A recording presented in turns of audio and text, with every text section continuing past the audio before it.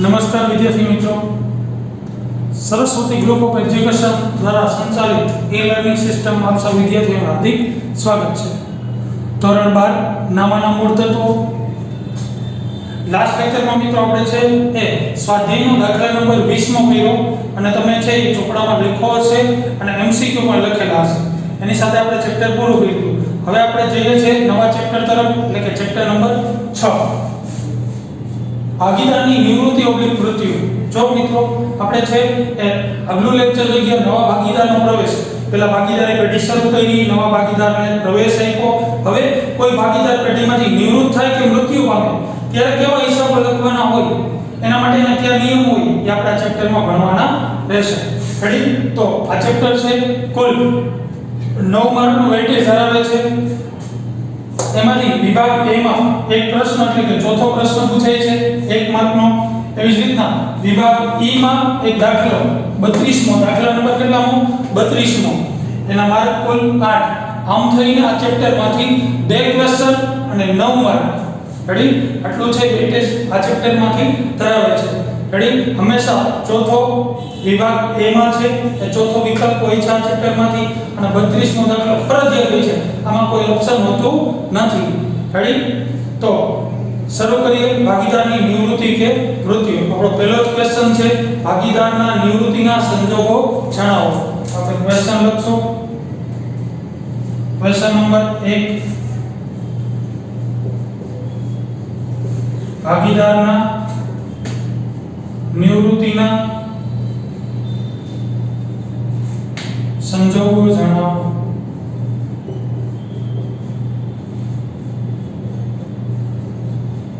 હવે ભાગીદારની નિવૃત્તિના સંજોગો એની પ્રસ્તાવના જોઈએ।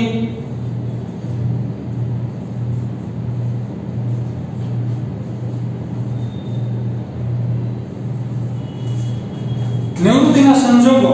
હવે ભારતીય ભાગીદારી કાયદો 1932 અનુસાર ભાગીદારી પેઢીમાંથી કોઈ પણ ભાગીદાર છે તેની શારીરિક કે માનસિક માંદગી અથવા નિવૃત્તિના કારણે પેઢીમાંથી જે છૂટો થાય તો ભાગીદારીનો અંત આવે છે, પરંતુ પેઢીનું વિસર્જન થતું નથી। સમજો, આપણે છે એ પહેલા ચેપ્ટરમાં જોઈ ગયા હતા 3 શબ્દો ભાગીદાર, ભાગીદારી અને ભાગીદારી પેઢી। ભાગીદારી બધા દ્વારા અથવા બધા વતી કોઈ એક દ્વારા ચલાવતા ધંધાનો નફો નુકસાન વેચવા સંમત થયેલા વ્યક્તિઓ વચ્ચેનું સંગઠન અથવા એની વચ્ચેનો સંબંધ। ભાગીદાર, ભાગીદારીમાં જોડાયેલા દરેક વ્યક્તિને ભાગીદાર કહેવાય। બધા ભાગીદારો સાથે મળીને જે ધંધો ચલાવે એને ભાગીદારી પેઢી કહેવાય। અહીંયા શું કીધું છે?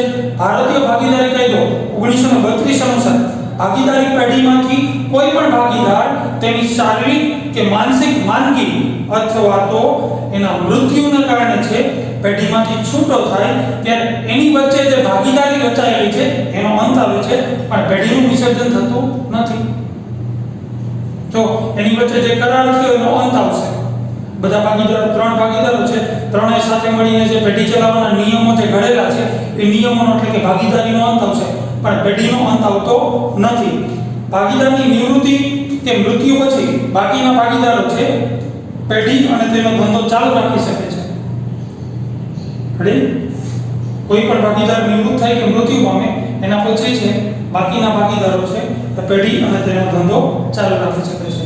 આવા સમયે પેઢીના જોડે ભાગીદારની નિવૃત્તિના હિસાબોની અસર આપવી પડે છે, અને આ સમયે ભાગીદારીની પૂર્ણ રચના થાય, એટલે કે બાકીના ભાગીદારો જે બચશે એ પોતે હવે પછીનો ધંધો કેવી રીતના ચલાવવો એના નિયમો બનાવશે, કરારનામું બનાવશે। રેડી? એનો મતલબ એવો થયો કે કોઈ પણ ભાગીદાર નિવૃત્ત થાય તો ત્યારે પેઢી બંધ કરી દેવાની હોય નહીં, બાકીના ભાગીદારો છે પેઢીનો ધંધો ચાલુ રાખી શકે છે, પણ જે નિવૃત્ત થાય છે એને એનો પેઢીમાં જેટલો ભાગ છે એ આપવા માટે પેઢીના ચોપડે શું તૈયાર કરવા પડે? હિસાબો તૈયાર કરવા પડે છે। ભાગીદારની નિવૃત્તિના સંજોગો 2 છે। રેડી? અહીં લખશું।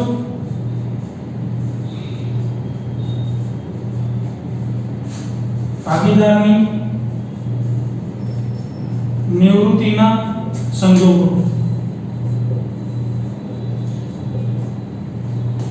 2 સંજોગ અનુસાર છે કે ભાગીદાર પેઢીમાંથી છે નિવૃત્ત થઈ શકે છે। એમાંથી સંજોગ નંબર 1 ભારતીય ભાગીદારી કાયદા અનુસાર। રેડી? અહીંયા 1 ભારતીય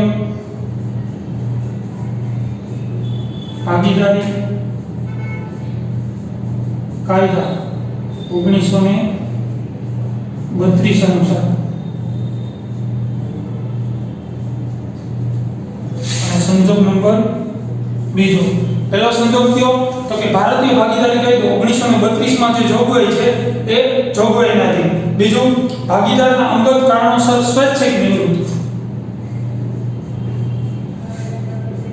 ભાગીદારના અંગત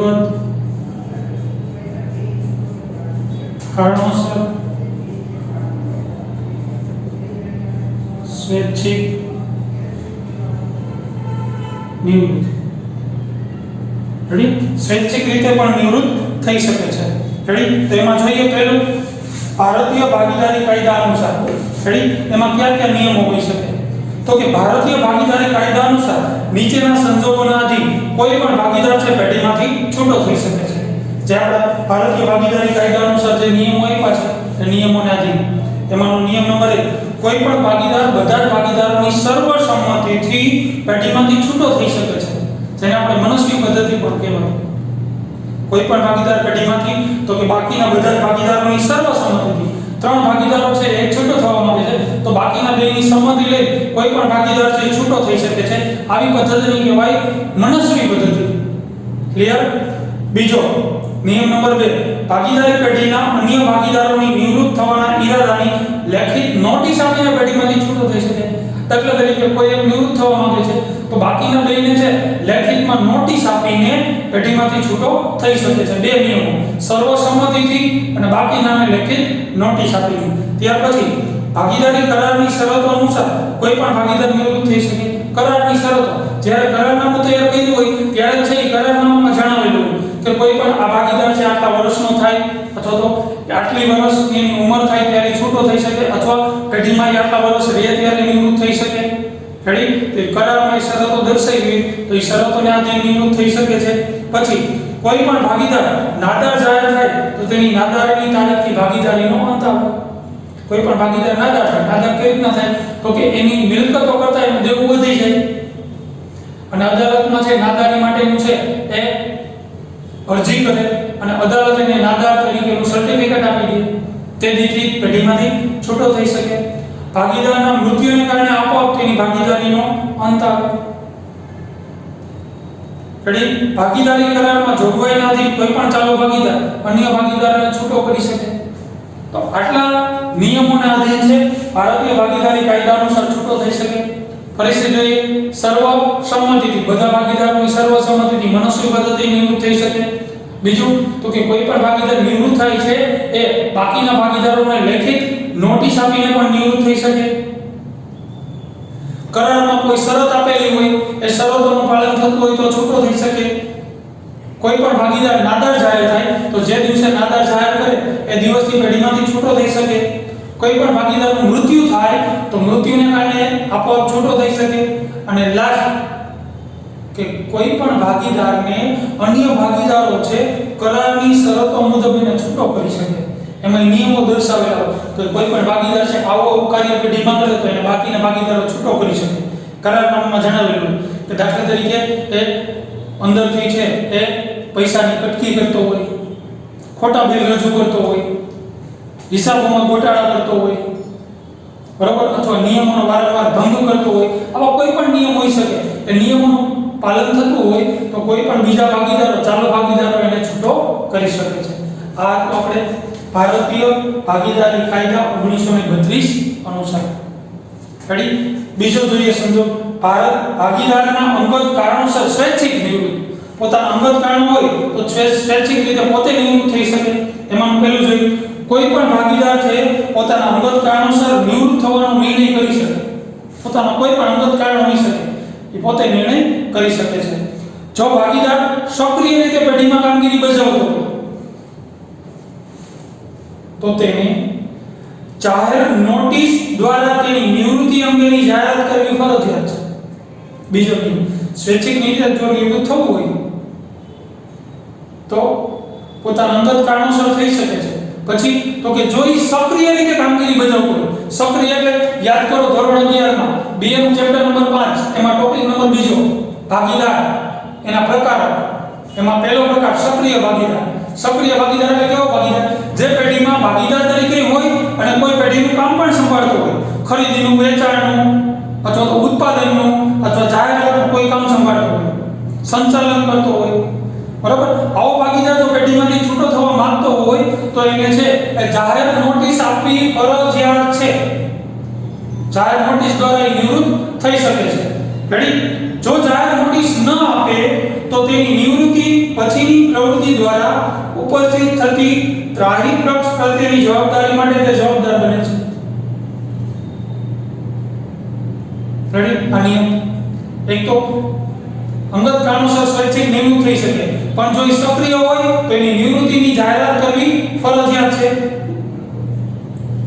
એના નિયમો અનુસાર કે 2 મહિના અગાઉ જાહેરાત કરવાની જાહેર નોટિસ છે એને આપવી પડે છે. નિવૃત્તિ અંગેની નોટિસ જાહેર કરવી ફરજિયાત હોય છે, બરાબર. એના નિયમો અનુસાર કરારમાં જણાવ્યું હોય 1 મહિના અગાઉ, 2 મહિના અગાઉ, 3 મહિના અગાઉ આ કરવી ફરજિયાત છે. જો એ નથી કરતો અને એમનો નિવૃત્ત થઈ જાય છે તો ત્યાર પછી એ નિવૃત્ત થઈ ગયા પછી એ જે વ્યક્તિ કામ સંભાળતો હોય છે સક્રિય રીતે એની જગ્યાએ બીજા વ્યક્તિની નિમણૂક કરવામાં આવે અને એ વ્યક્તિ દ્વારા જો પેઢીમાં ખોટ જાય તો એ ખોટ કેને ભરવાની? તો કે નિવૃત્ત ભાગીદાર થયો હોય એને ભરવાની છે. ફોર એક્ઝામ્પલ, હું છે એક કોઈ પેઢીમાં ભાગીદાર છું, સક્રિય રીતે ઉત્પાદનનું કામ સંભાળું છું. હવે મારે નિવૃત્ત થવું છે, કરારનામામાં 2 મહિના અગાઉ જાહેર નોટિસ આપવી ફરજિયાત છે, પણ હું જાહેર નોટિસ આપતો નથી, એમનામ નિવૃત્ત થઈ જાઉં છું. તો પછી તો કે પેઢી શું કરશે? તો કે મારી જગ્યાએ કોઈ વ્યક્તિની નિમણૂક કરશે બીજાને. હવે ત્યાર પછી 1 વર્ષ પૂરું થાય એટલે વાર્ષિક હિસાબો તૈયાર કરશે અને એ જ વર્ષે ખોટ જાય તો મારા ભાગની ખોટ જે આવતી હશે એ મારે ભરવી પડે. મારી જગ્યાએ જે વ્યક્તિની નિમણૂક કરી છે એને ભરવાની હોતી નથી. એટલે કે ત્રાહી પક્ષ પરત્વેની જવાબદારી મારી હોય છે. ક્લિયર? રેડી? આ નિયમ છે. ત્યાર પછી જે નિવૃત્ત ભાગીદારનો પેઢીમાં હિત કે ભાગ, જે ભાગીદાર નિવૃત્ત થાય છે એનો પેઢીમાં કેટલો ભાગ હોય છે? ક્યાં સુધી ભાગ હોય? તો એક માર્કમાં પૂછાઈ શકે એવો પ્રશ્ન, પૂછાઈ ગયેલો પણ પ્રશ્ન કે નિવૃત્ત ભાગીદારનો ભાગ પેઢીમાં ક્યાં સુધી, કેટલા સમયગાળા સુધી હોય છે? તો કે છેલ્લા વાર્ષિક હિસાબોની તારીખથી નિવૃત્તિ કે મૃત્યુની તારીખ સુધી. ફરીથી એક માર્કમાં પૂછાઈ ગયેલો પ્રશ્ન ઘણીવાર વિકલ્પ તરીકે, નિવૃત્ત કે મૃત્યુ પામેલ ભાગીદારનો પેઢીમાં ક્યાં સુધી ભાગ હોય છે? તો કે છેલ્લા વાર્ષિક હિસાબોની તારીખથી નિવૃત્તિ કે મૃત્યુની તારીખ સુધી. ક્લિયર? હવે નિવૃત્ત ભાગીદારનો પેઢીમાં હિત કે ભાગ, ભાગીદારીનું પુનર્ગઠન કે પુનર્રચનામાં નિવૃત્ત થનાર કે મૃત્યુ પામેલ ભાગીદારના વારસદારને કે તેના કાયદેસરના પ્રતિનિધિ ભાગીદારની નિવૃત્તિ કે મૃત્યુની તારીખે પેઢીમાં રહેલો હિત કે ભાગ નક્કી કરવો પડે છે. કેનો ભાગ? જો ભાગીદાર નિવૃત્ત થતો હોય તો એને જ આપી દેવાનો, એ મૃત્યુ પામ્યો હોય તો એના વારસદારને આપવાનો, અને એના વારસદાર કોઈ ન હોય તો કે અદાલત એક વ્યક્તિની નિમણૂક કરે એના પ્રતિનિધિની, આ પ્રતિનિધિને આપવાનો. હવે આ પ્રતિનિધિ શું કરે?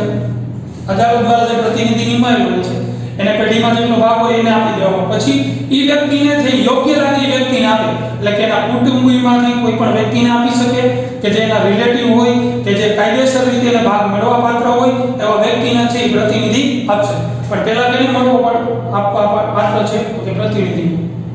તો કે આ સમયે તો કે જે ભાગીદાર નિવૃત્ત થાય છે કે મૃત્યુ પામે ત્યારે એના વારસદારને કે એને કે એના પ્રતિનિધિને કેટલી રકમ આપવી એ નક્કી કરવું પડે છે ભાગ. હવે ભાગીદાર નિવૃત્ત થાય એના સંજોગો બે છે. એમાંનો પહેલો સંજોગ જોઈએ, હિસાબી તારીખે ભાગીદાર નિવૃત્ત થાય કે મૃત્યુ પામે. હિસાબી તારીખે, હિસાબી તારીખે એટલે આપણે હિસાબો તૈયાર કરવા માટેના 2 સમયગાળો છે. એક તો કે કેલેન્ડર વર્ષ અને એક નાણાકીય વર્ષ. કેલેન્ડર વર્ષ એટલે કેવું? તો કે 1 થી 31/12 કેલેન્ડર વર્ષ. આપણું જ્યારે નવું વર્ષ શરૂ થાય ત્યાં સુધી 1 થી 31/12. અને નાણાકીય વર્ષ એટલે શું? તો કે 1/4 પહેલો દિવસ, 31/3 લાસ્ટ દિવસ. આ બેમાંથી કોઈ પણ સમયગાળા મુજબ હિસાબો તૈયાર કરતા હોય એ સમયગાળા મુજબ એ જ સમયે જો નાણાકીય વર્ષ મુજબ હિસાબો રાખતા હોય તો ભાગીદાર 31/3 જ નિવૃત્ત થાય. હિસાબી તારીખે નિવૃત્ત થાય કે મૃત્યુ પામે. હિસાબી વર્ષની આખર તારીખે જો ભાગીદાર નિવૃત્ત થાય કે મૃત્યુ પામે તો તે દિવસે ઓલરેડી વાર્ષિક હિસાબો તૈયાર થયેલા હોવાથી તે અંગેની વધારાની કોઈ હિસાબી અસર આપવાની જરૂર રહેતી નથી. શું કામ? કારણ કે એ દિવસે તો પેઢી વાર્ષિક હિસાબો તૈયાર કરશે જ. વેપાર ખાતું, નફા નુકસાન ખાતું, નફા નુકસાન ફાળવણી ખાતું, મૂડી ખાતું. રેડી? તો એના મૂડી ખાતામાં છે ઉધાર બાજુ જેટલી એની રકમ હશે એ રકમ એને ચૂકવી દેશે. એટલે એ દિવસે હિસાબોની કોઈ વધારાની અસર આપવાની રહેતી નથી.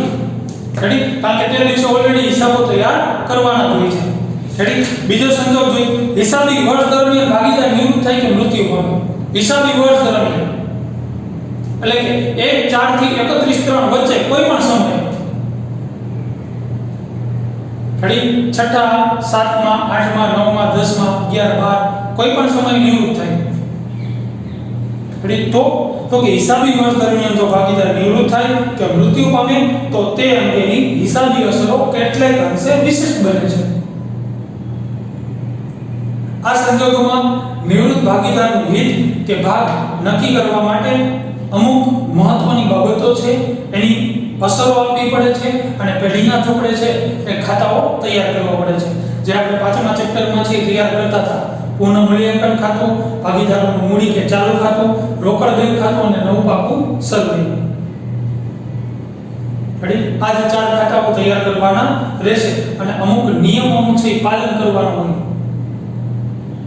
જે આપણે અગાઉ નિયમો જોઈ ગયા, સક્રિય હોય તો એને જાહેર નોટિસ આપવી ફરજિયાત છે. નો આપે તો કે એની જગ્યાએ બીજો વ્યક્તિની નિમણૂક કરવામાં આવે અને એ વ્યક્તિની પ્રવૃત્તિ દ્વારા જો પેઢીની ખોટ જાય તો એ ખોટ કેને સર ભરવાની હોય?